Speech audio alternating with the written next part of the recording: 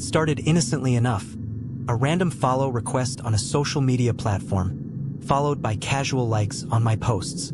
His profile picture was generic, just a shadowed silhouette against a sunset, but his messages were witty, charming even. He seemed to know just what to say to keep me engaged. Over weeks of late-night chats and inside jokes, he felt less like a stranger and more like someone I could trust. His name was Eli, or at least that's what he told me. When he suggested meeting in person, I hesitated at first. But he was persuasive, weaving his words in a way that made me feel like it was my idea. Just a casual walk at the park, he'd said. It'll be fun, I promise.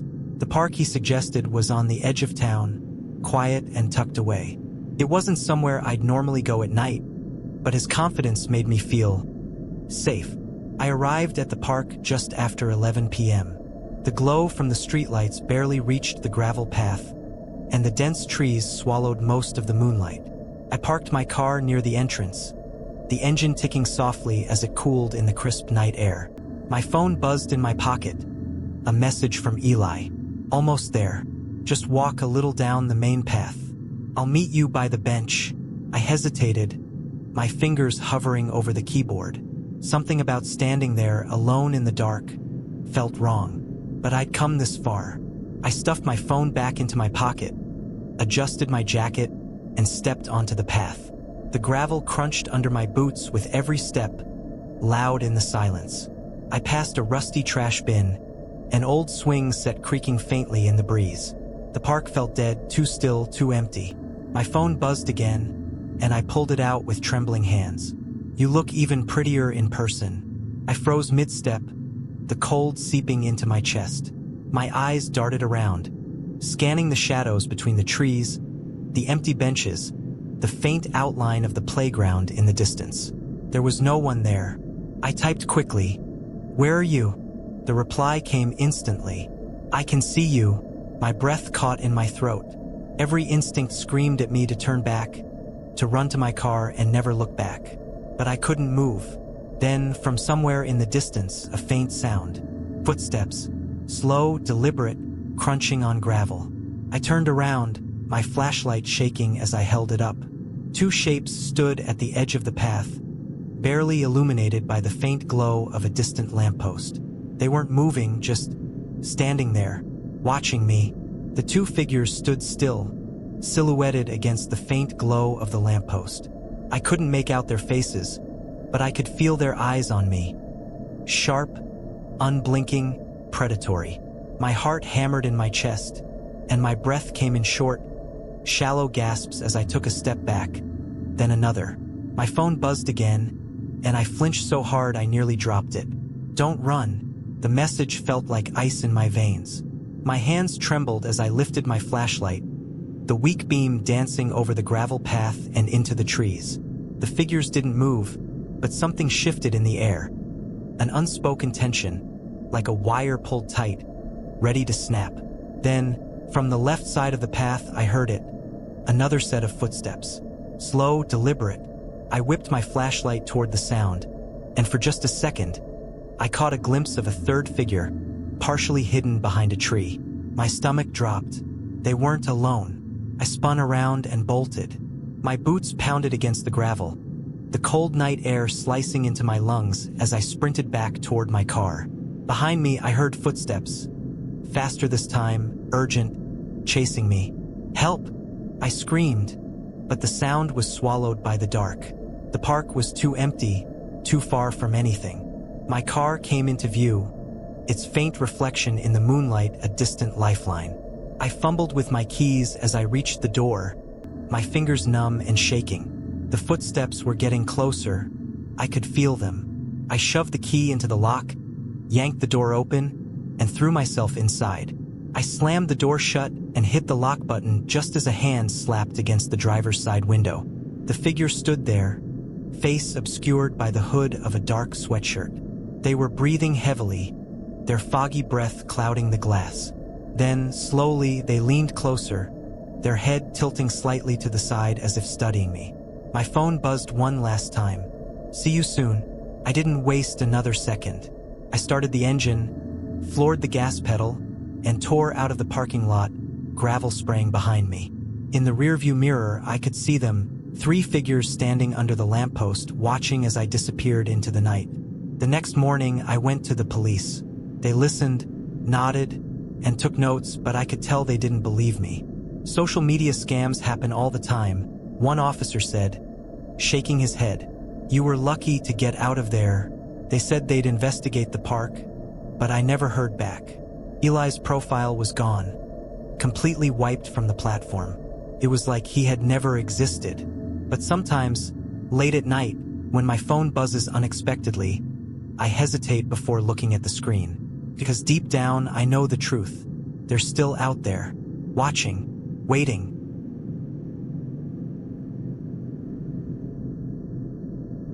The night shift at the Blackwood Apartments was usually quiet, too quiet, sometimes. The lobby lights buzzed faintly, and the large glass doors framed the empty street outside like a frozen photograph. Most of the residents were professionals, working long hours and sleeping through the night, leaving me alone behind the front desk with nothing but the occasional hum of the elevator and the distant tick of the wall clock for company. But there was one resident who always broke the routine. Apartment 14B, Mr. Harris. He was middle-aged, wiry, with thinning hair and eyes that never seemed to blink.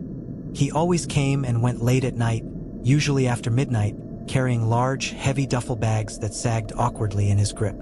At first, I thought he worked a night shift job, maybe something in catering or deliveries. But then I started noticing things, little details that didn't sit right. A foul smell lingering in the elevator after he used it. Dark, reddish stains smeared on the tile floor near the service entrance.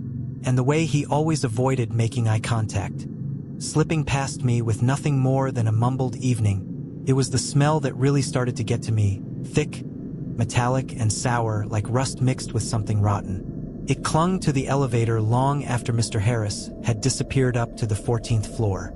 At first, I tried to rationalize it. Maybe he worked at a butcher shop, or maybe those bags carried old equipment, chemicals, something explainable. But the stains told a different story. I brought it up with building management after a particularly bad night when I'd found a sticky, reddish smear trailing from the service elevator to the hallway leading to the dumpsters.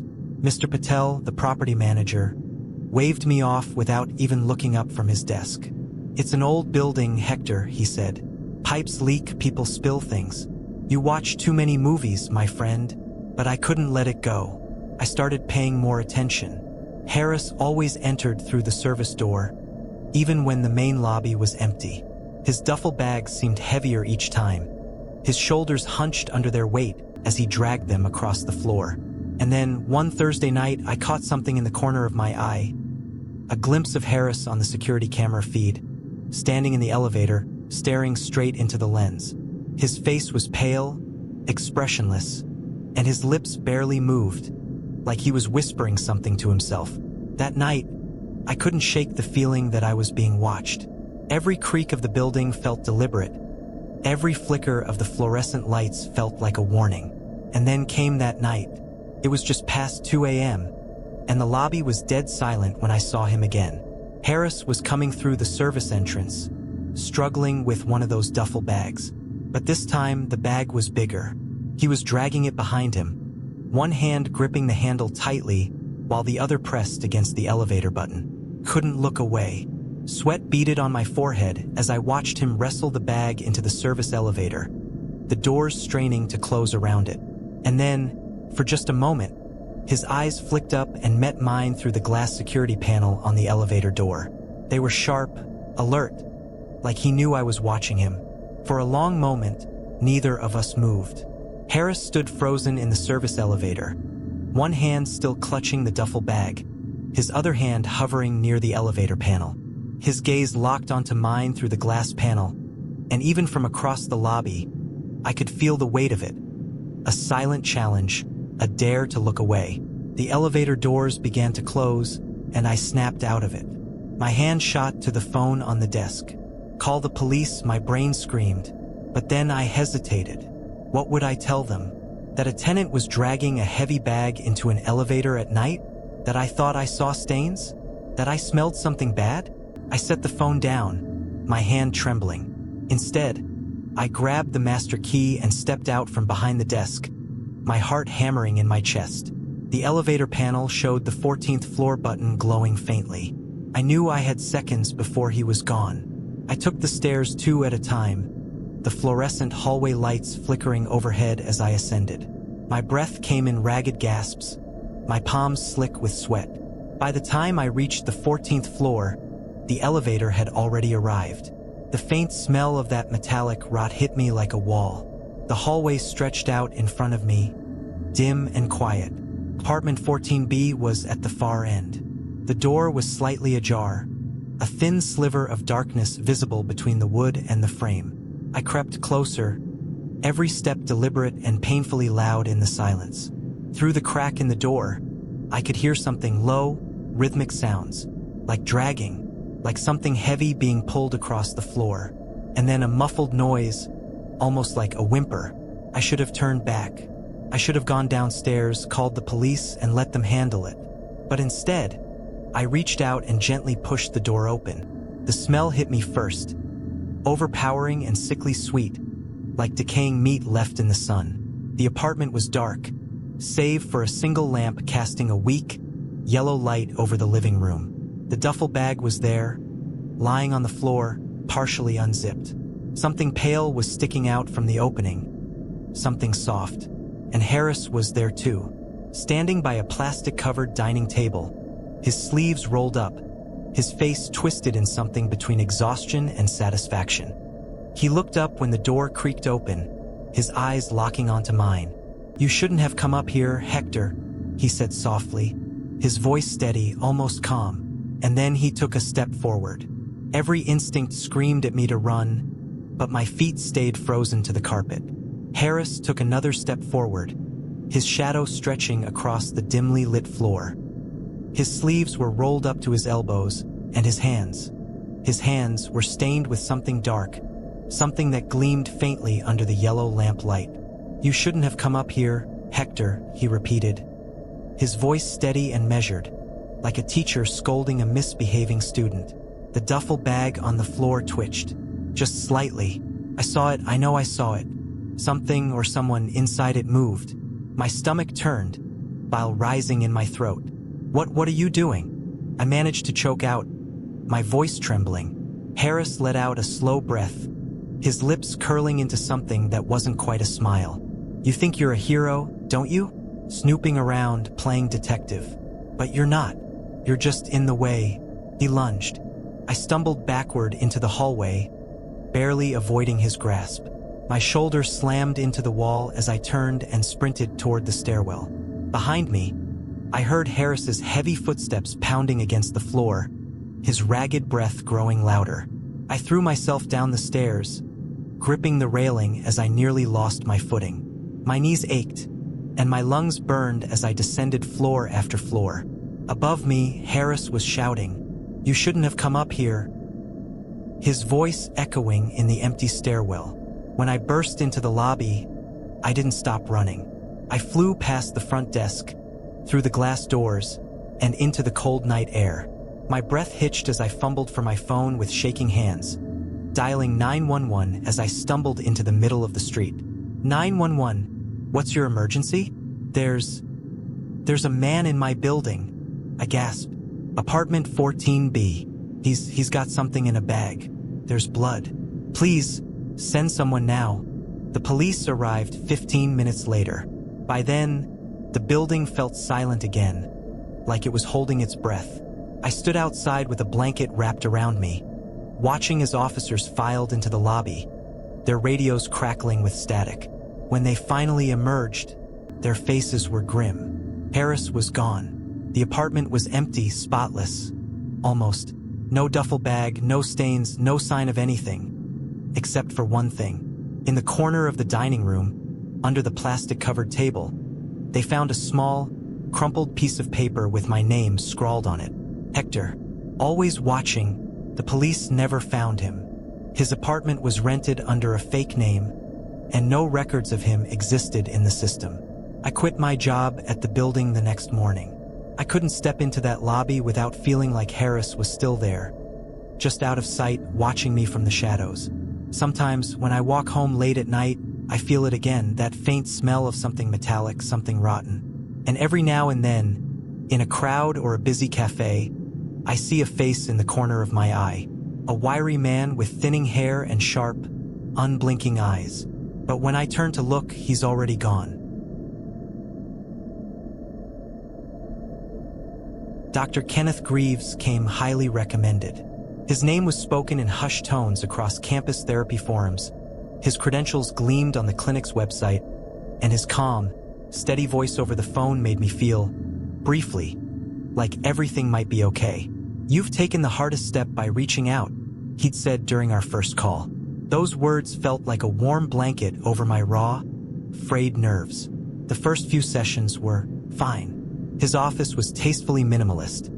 Neutral tones, soft lighting, and shelves lined with psychology textbooks and abstract art sculptures. He was polite, professional even, though his gaze always felt just a little too intense when I spoke. But I ignored it. I was vulnerable after all. I told myself that the weight of his stare was just him listening, really listening. At first, the sessions felt productive. Dr. Greaves would ask gentle questions about my childhood, my fears, and my recurring panic attacks. He offered breathing exercises, journaling prompts, and grounding techniques that seemed to help. But then, the questions started to shift. It happened subtly, almost imperceptibly at first. He began probing into my personal relationships. Who do you trust the most? Who would notice if you disappeared for a few days? His voice was calm, almost soothing, as if he were asking about my favorite movie. I brushed it off as part of the therapy process, but something about the way he lingered on those questions made me feel examined, not supported. By the sixth session, things took a turn. Dr. Greaves introduced something he called sensory recalibration. He described it as a cutting-edge therapeutic method that required isolation and sensory deprivation. Sometimes, the brain needs a reset, he said, his voice low and deliberate. He led me to a small, windowless room at the back of his office. Padded walls, a single reclining chair, and a dim red light bulb hanging from the ceiling. My stomach turned at the sight of it, but he was so persuasive. "Trust the process," he said, placing a heavy hand on my shoulder. I sat in that chair for what felt like hours, my thoughts spiraling in the thick silence, my anxiety clawing at the edges of my mind. When I emerged, my head was foggy, my limbs heavy, and I felt disconnected, like I was watching myself from far away. It only got worse from there. After one session, I woke up disoriented on the reclining chair with no memory of how I'd fallen asleep. My mouth was dry, and there was a faint metallic taste on my tongue. Dr. Greaves was standing nearby, scribbling in his notebook. "You've made great progress today," he said with a thin smile before ushering me out of the room. That night, I couldn't shake the feeling that something was terribly, terribly wrong. The unease followed me home like a shadow. My thoughts felt slow, my body heavy, like I was dragging myself through thick fog. I couldn't remember everything from that last session, and that terrified me more than anything. My phone buzzed, a text from Dr. Greaves. "Remember, healing takes time. See you next week." His words felt like a warning rather than reassurance. By the next session, I was determined to pay attention, to stay aware. But halfway through, as I sat in that dim, padded room, my eyelids grew impossibly heavy again. The red light overhead seemed to pulse faintly, hypnotically. I woke up hours later, alone, back in the reclining chair. My head ached, my tongue was dry, and my phone showed 3 missed calls from my roommate. But this time, when I stumbled out of the isolation room, something caught my eye. Dr. Greaves's office door was ajar. The light from his desk lamp spilled across the hallway, and a faint hum of white noise came from inside. I shouldn't have gone in. I know that now, but my feet moved on their own, and before I could stop myself, I was standing in his office. His desk was cluttered with papers, but what caught my attention was the stack of cassette tapes sitting neatly next to a tape recorder. Each tape was labeled with a name, first names only, all written in that same careful handwriting. My stomach nodded as I read them. Emily, Chris, Nadia, Mark, names I didn't recognize. And then, At the bottom of the stack, I saw one labeled, Lena, my name. My hand shook as I picked up the tape, my pulse roaring in my ears. Beside the tapes was a file folder slightly open. Inside were pages of handwritten notes, my medical history, details of my family, even notes about my daily routine. There was one line, scrawled near the bottom of the most recent page, that made my blood run cold. Subject is compliant. Ready for final phase. The sound of footsteps echoed faintly in the hallway outside. I froze. Dr. Greaves was coming back. The footsteps grew louder, deliberate, each one landing with a heavy finality. I couldn't breathe, couldn't move. My eyes darted around the office, searching for a way out. But the only option was the narrow space beneath his desk. I dropped the tape back onto the pile, crouched down, and squeezed myself into the cramped darkness just as the door creaked open. From my hiding spot, I could see his polished shoes step into the room. Dr. Greaves walked slowly to his desk, humming softly under his breath. A tune I vaguely recognized from childhood, a lullaby, maybe. He paused in front of the stack of tapes. My stomach clenched as he shuffled them slightly, his fingers lingering on the one labeled Lena. A long silence stretched out, so tense it felt like the air itself might snap. Finally, he spoke. You know, Lena, curiosity can be a dangerous thing. I froze. My lungs felt like they might burst from holding my breath. Did he know I was here? Or was he speaking to himself? He sighed deeply, almost theatrically, and then walked toward the filing cabinet in the corner. Metal scraped against metal as he unlocked a drawer and pulled something out. I couldn't see what it was, but the faint click of a lock snapping into place sent a fresh wave of panic through me. I've always said that trust is the most important part of therapy, he continued, his voice calm, deliberate. But trust, it's such a fragile thing, isn't it? My hands were slick with sweat, my knees cramping under the desk. I couldn't stay here. He was going to find me eventually. His footsteps moved back toward the door.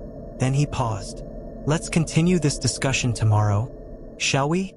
The door closed with a soft click, and his footsteps faded down the hallway. I stayed there for another minute, two, maybe, until I was sure he was gone. Then I scrambled out from under the desk, my hands shaking as I grabbed the tape labeled Lena and stuffed it into my bag.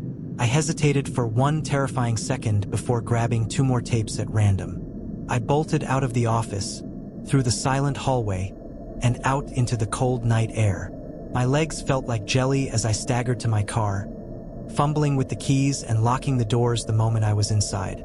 At home, with my bedroom door locked and the curtains drawn, I sat cross-legged on the floor, staring at the tape recorder I'd borrowed from the university library. The tape labeled Lena sat in my trembling hand. I pressed play. Dr. Greaves's voice crackled through the tiny speaker. Session 14 with subject Lena begins now. Progress has been satisfactory. The subject shows increased suggestibility during the deprivation exercises, and compliance is nearly absolute. One final step remains before closure. Tomorrow's session should confirm readiness. I stopped the tape, bile rising in my throat. Closure. What did that mean? I played one of the other tapes. It was labeled Emily. Dr. Greaves's voice again. Session 16. Emily did not respond well to Phase 3. Disposal was more complicated than expected. We'll need to adjust protocols for the next subject. I stopped the tape. My vision swam, and I realized I was hyperventilating. I shoved the tapes into my bag, along with the recorder, and grabbed my phone. I called the police. The investigation took weeks. Dr. Greaves disappeared before they could arrest him. His office was cleared out, and his apartment was found abandoned. No one knows where he went, or if he's still out there. The tapes became evidence in an ongoing case tied to multiple missing persons across the state. Names I'll never forget: Emily, Chris, Nadia, Mark. But even now, months later, I don't feel safe. Sometimes, when I'm alone in my apartment, I swear I hear something faint, almost inaudible. A soft hum, like an old lullaby echoing from somewhere just out of reach. And every so often, when I check my email or my phone, I'll see a notification from an unfamiliar sender. Just 2 words. Session scheduled.